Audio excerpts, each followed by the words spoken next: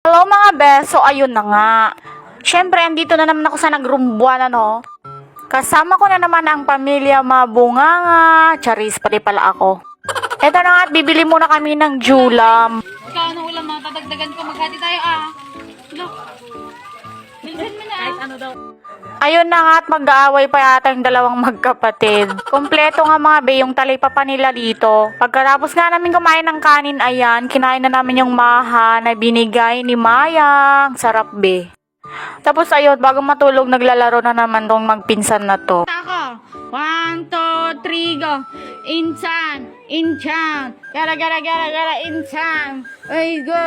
Insan. Gara, insan. Justin Bieber. Gara, Selena. Went out. Winner. Gara, Selena. You from the east. You to the east. You to the east. Body rock. Oh, I wanna feel your body rock. Ayun, naging Chinese yung kanta. May naintindihan ba kayo? Nagulat nga ako at biglang sumulpot si Jubita dyan sa dilim. Madaling araw na nga to at maaga nga kaming aalis ngayon. Pupunta kami ng Quirino. Ayan nga, nagmumuni-muni kami. Ang hirap gumising na maaga.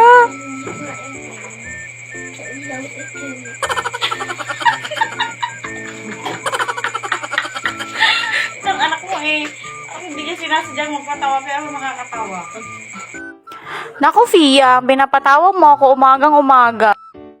Bago nga kami pumunta yan, nag-coffee-coffee muna kami. Kahit papano ay may laman ang tiyan.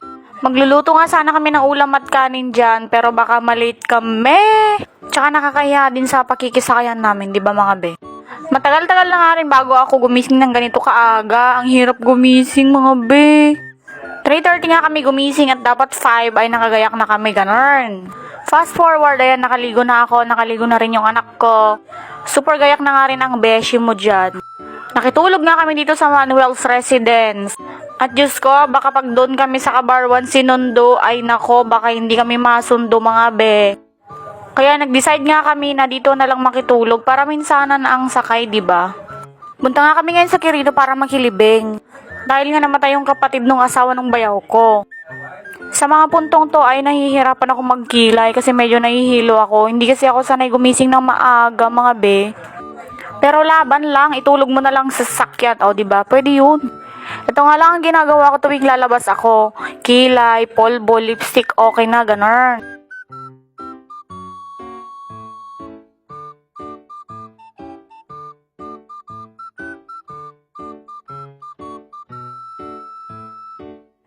Pagkatapos nga nun, ayan, inayusan ko na rin si Piyang. Dahil nga naliligo pa yung mama niya. O yun mga be, may part 2 to. Bye!